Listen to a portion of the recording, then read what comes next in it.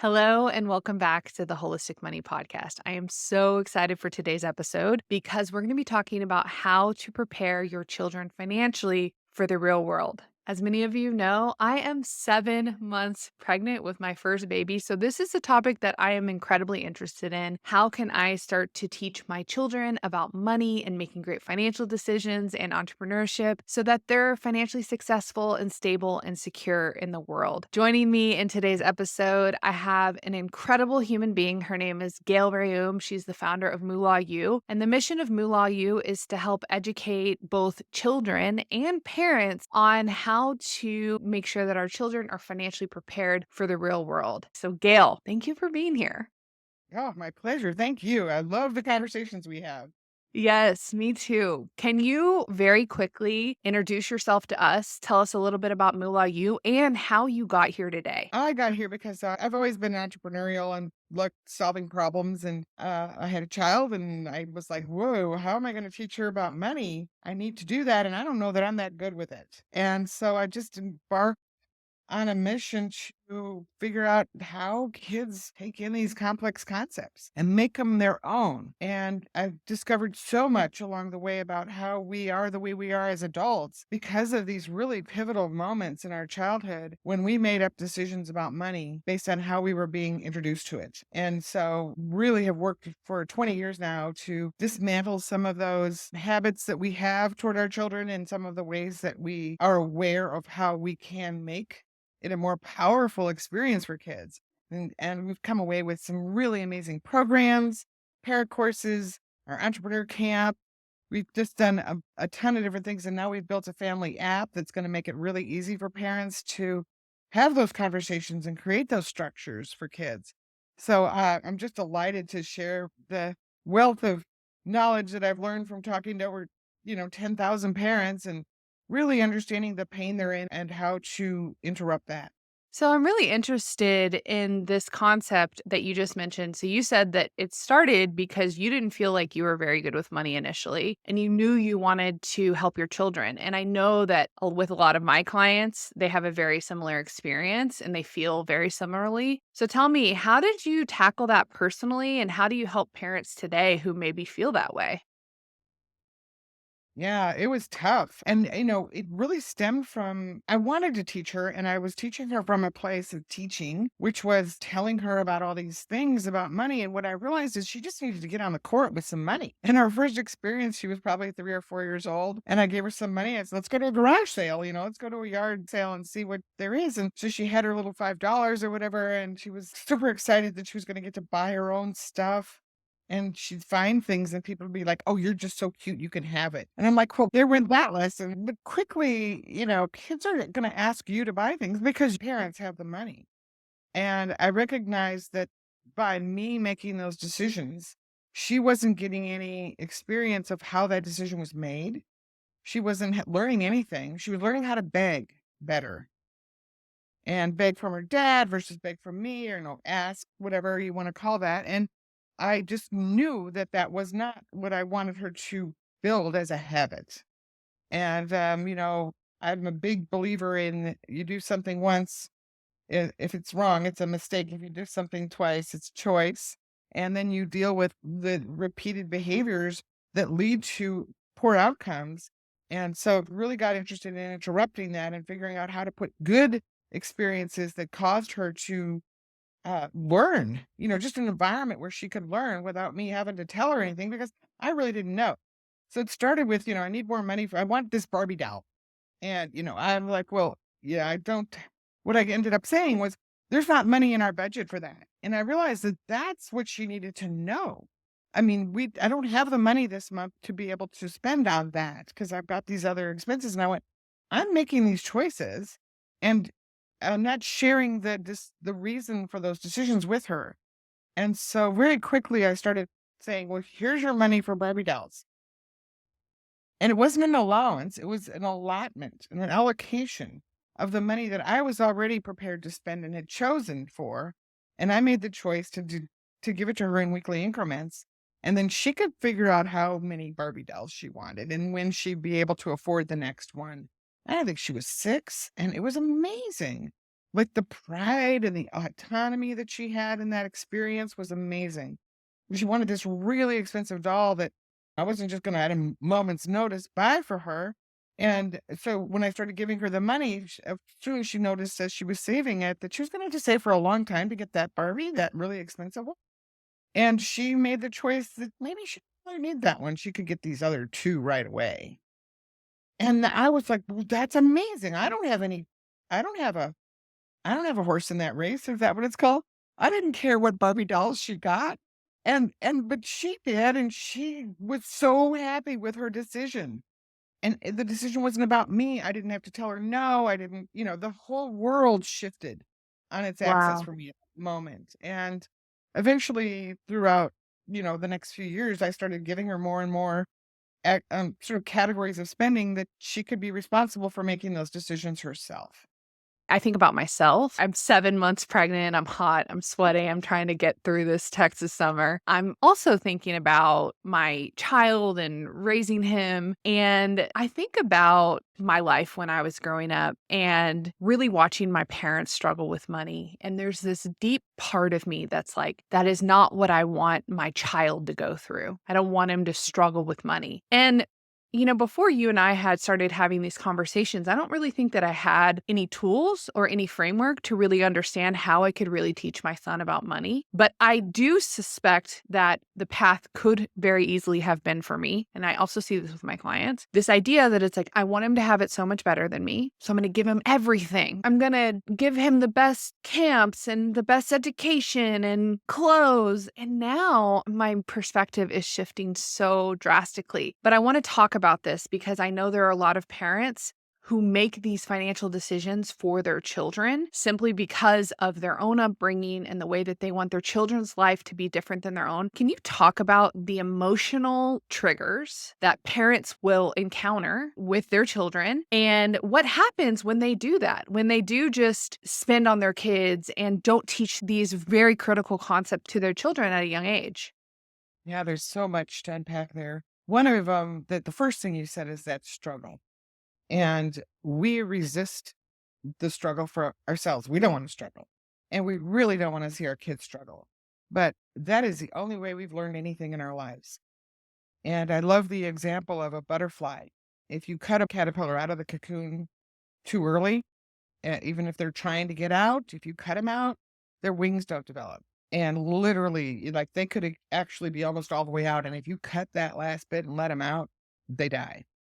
They need the struggle. And so we want to make sure we're not removing the kinds of struggles that actually give us the deep understandings we have. And another example is like when we're learning to walk, we fall. That's the first thing we do. We take 2 or 3 steps and we fall. And we don't lay there going, well, this walking thing isn't for me. We get back up and we keep trying. And I think we, as parents, and I even saw it with my daughter, is like, oh, I don't want you to have to struggle with these, homework assignment or this or that. I'll only help you.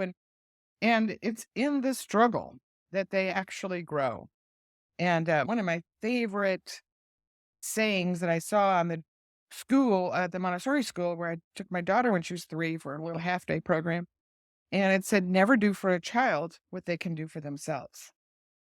And, it just changed my whole perspective because tying their shoes or anything they're learning, you could show them once and then you're going to expect them to do it. No, they're going to screw it up. It might take them hours. They're going to cry, possibly. All of this stuff's going to happen. And then they're going to figure out how to tie their shoes. But if you just keep doing it for them, they'll never get it. So I really lean into the letting them have experiences where they can struggle through concepts themselves and make up their own decisions about them. And then the other sort of range on this is that this urge we have to placate them when they're asking for things um, it's across the board on pretty much all stuff we do with our kids. We expect ourselves to be the one who just takes care of everything for them. And back to that saying, which is, why don't we just flip it back to them? Like, well, how did you imagine you would handle that? Whether it's about money or pretty much anything. And I think if we can learn to engage them in finding their own solutions to things versus just giving them the answers and solving their problems for them, uh, the stronger they'll become. And, we've all heard the stories about these kids that go to college and they don't even know how to open a can, if they haven't tried some of these things themselves, it makes their adulthood so much more difficult. And the very issue of money is right at the top of that. Yeah. And for me, it just reframes this idea of parenting and what our jobs are as parents and how we can really engage with our children to prepare them for their lives, to really help them become the people that they want to be and be successful in the world. So I think it's such a critical thing to explore. I'm a money coach. You also, in a lot of ways, do a lot of money coaching as well. And so for me, I think money is such an amazing tool and entryway and pathway to teach our children so many valuable lessons. Can you talk about how you teach parents how to get started with their children to begin to teach them about money?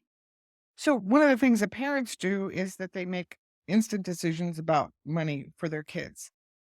When it's a larger purchase, they may spend a little time talking about it within the family, about how they're going to accomplish these larger purchases. But in general, they're just making all the decisions for their kids.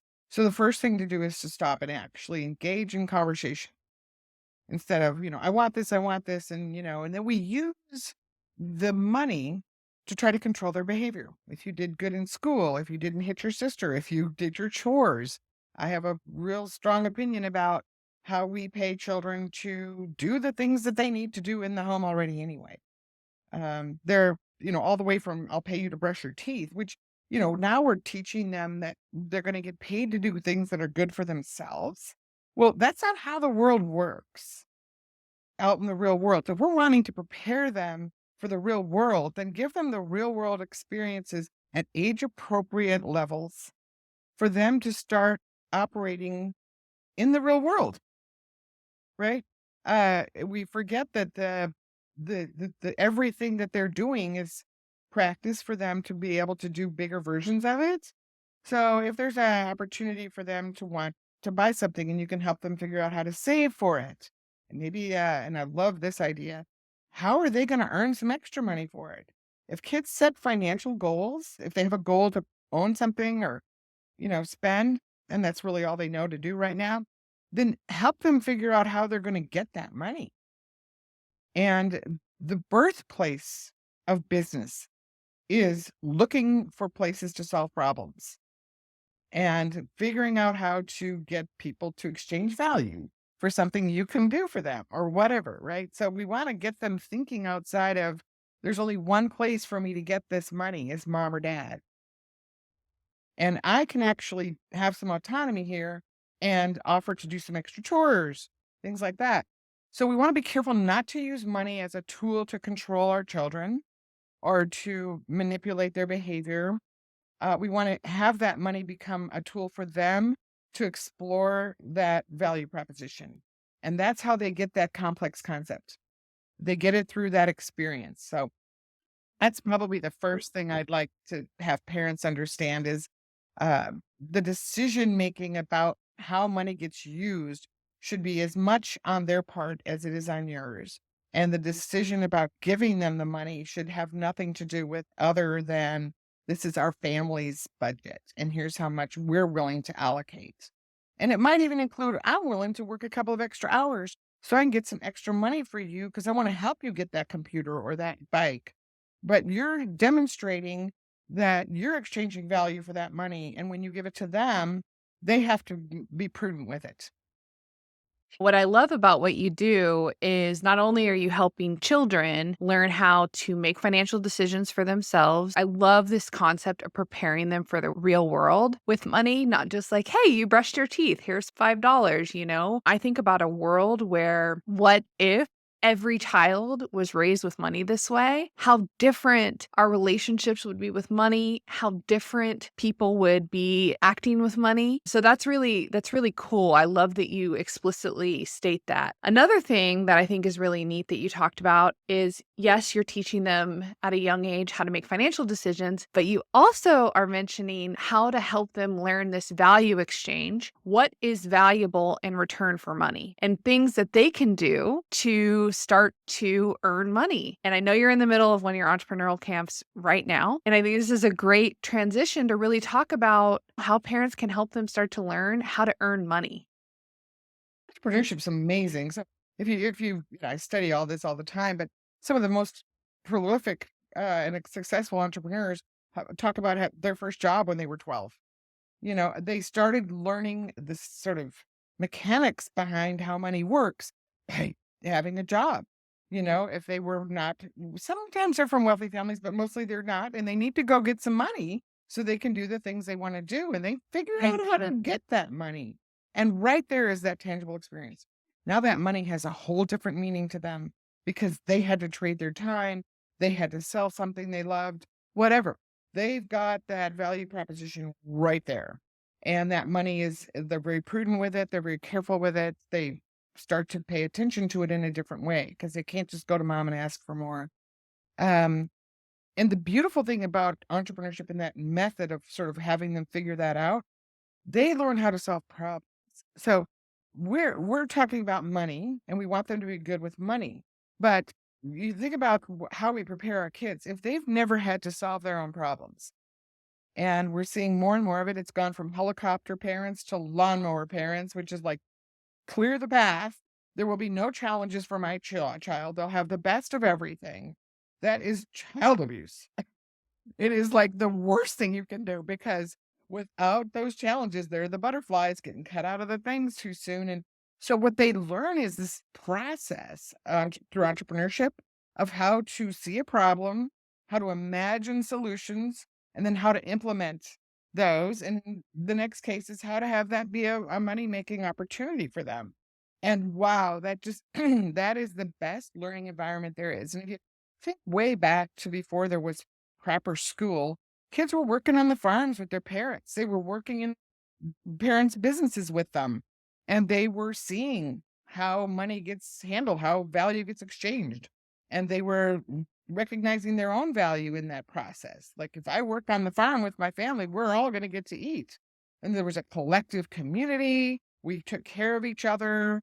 I grew up with my parents helping the neighbors when they didn't have enough food. And, my grandparents went through the depression and whatnot, and they had to be a community or people weren't going to survive.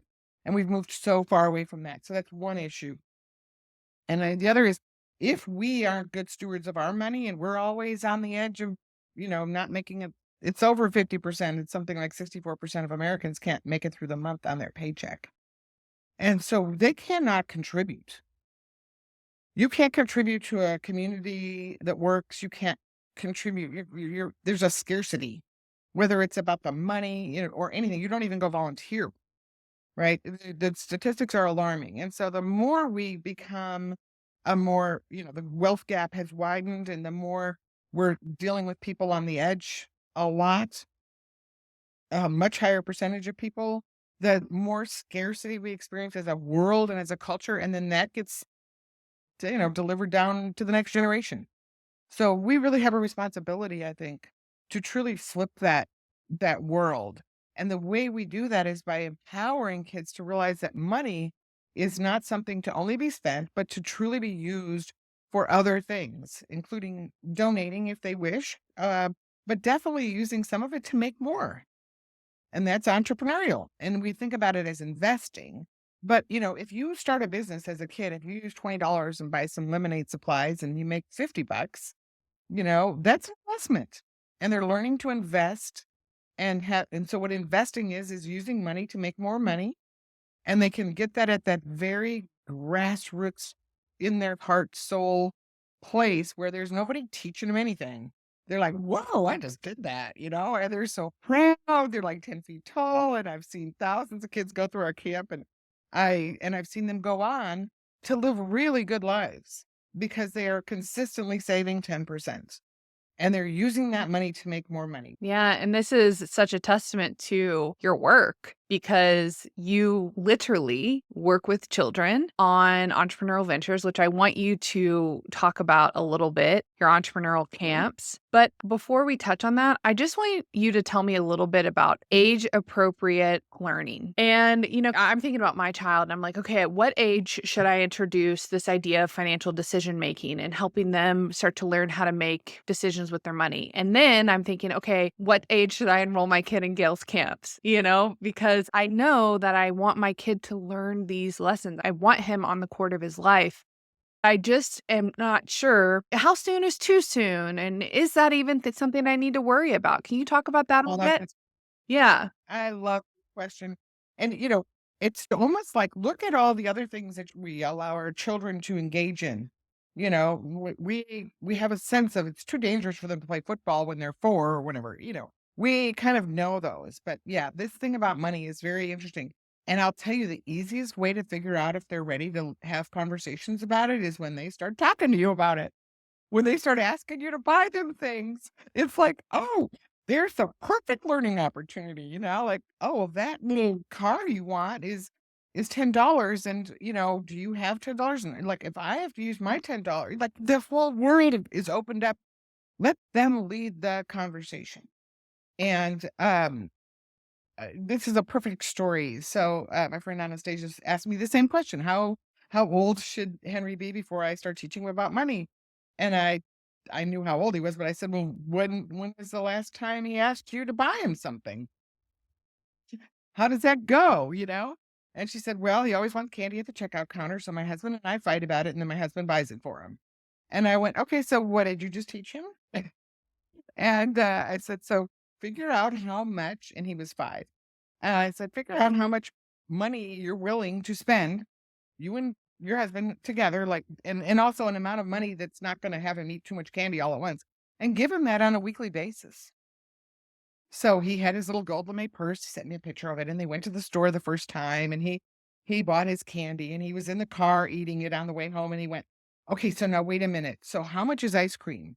Because I want ice cream next week, and I don't know if I'll be able to afford it on this." 5 years old. So there's no minimum age. It's when they start asking you to use money. They need to have that autonomy and power themselves. Even if you're not willing to let them make the choices themselves, at least have the conversations about how the choice is being made, because that's where it all starts. You're over there doing it in your head. And the worst part is you're not happy about having to make all those decisions yourself. And when they get older and they're asking for a lot of money and big stuff, and you're over there trying to figure all that out, and it's miserable. Float that. It's their problem. Now, I want you to talk a little bit about your camps for children, the entrepreneurial camps, because this is something that I think a lot of people listening to this podcast that have children would be incredibly interested in. Everyone that listens is interested in money in general. And so, can you talk to us a little bit about your camps, specifically when children should start enrolling in these camps? It was such an accidental project, too. Back to when I started doing this little after school money club with my daughter, and the kids were like, I was trying to help them understand what the exchange of value was. We played some trading games and this and that. And we talked about the ways that you can make money. And one of them was investing, using money to make money through businesses. And then there was the institutional investing and all like buying things of value that produce money. My daughter had a bubble gum machine, for instance, all through high school. And we talked about all the different ways that money can get used. And spending is one, and investing and making more money is another. So they got interested in doing a business project during this club. I think it was our second or third semester of the club. And so we did a small business project that they worked for a couple of weeks to create some, I think it was greeting cards. And then we sold them out in front of the school during a pickup. It was a very small project and they loved it. Like they were like, "We want to do this again for a whole week." And I'm like, I don't know. I don't know if I want to be in a room with kids for a whole week. That was really my concern. I'm not a teacher and I'm not a financial person. And I was like, but I'm an entrepreneur. And so let's do a business project camp. And I just pulled all my friends and Montessori teachers and entrepreneurs together, and we crafted this little camp that was phenomenal. The first week of it was, had 27 kids or something like that in it, and they did one business project, and they made a ton of money, and they had to split the profits at the end. So we designed it so that everyone is accountable for all of it, and everybody gets the same amount of money, and they knew all that going in. So they changed the way they operated together. They weren't competing. They weren't, "You're supposed to do this and that." They just became like this team, and it was like magical. And those kids said they wanted to do a second one that summer, and then we just kept rolling, and it became a pretty big project. That was 2004, and we ended up with, I don't know, 6 or 7 camps that summer, and then the next summer it doubled, and it just kept growing and growing, and then in 2008, when the crash happened, um, and I wasn't relying on this as a business even, so I wasn't too concerned about what the crash was gonna do, but what it did was it tripled my business. Because everybody was suddenly going, "We gotta get our kids good with money." And so that was the same year that was 2009 was when we were featured in the front page of the Wall Street Journal, and then it was just like everybody in the world wanted this, so then we took it and we franchised the system, and people were doing it all over the country, and that was really great because more kids were getting this experience.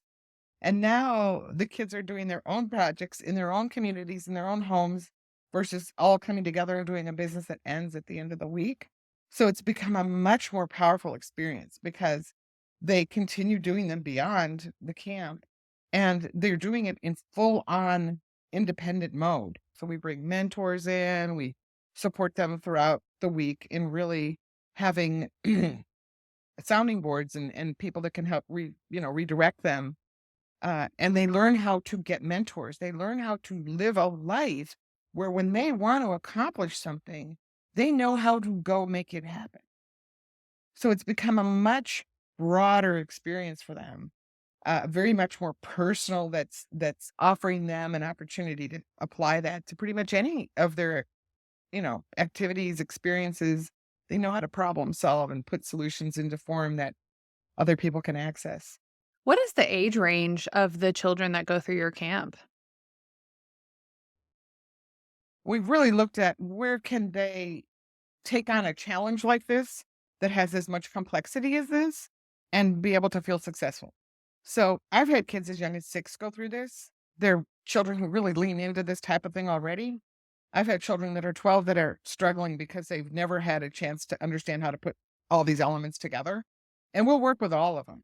And, we can do that kind of individually within the camp. But probably the sweet spot is somewhere between like 8 and 15. So, Gail, I want to end with you telling us a little bit more about how parents can find you because you have a lot of different resources that can help them and help their children. So, tell us where we can find you and any other last pieces of advice you'd like to give any parents listening to this episode. The best advice I can give parents as a parent and as to helping parents have their children be great is ask questions, don't answer them. They're going to come to you with a million questions about everything. We're like, well, how can we figure that out? If that's the only thing you ever say to them again, you'll be in good shape. Like literally, just like how would you understand that? Where can we go look for the answer? And be in the inquiry with them about everything, but especially money, because you don't want to pass your truth on to them. They got to make their own. And then where you can find us is MoolahU.com, which is MoolahU.com. And we have parent courses and the business camp and our app. The app is the best tool out there now. This is the culmination of 20 years of R&D and watching people use our system in analog, essentially. And so it's proven to work. I've seen so many kids grow up to be really responsible adults based on this system.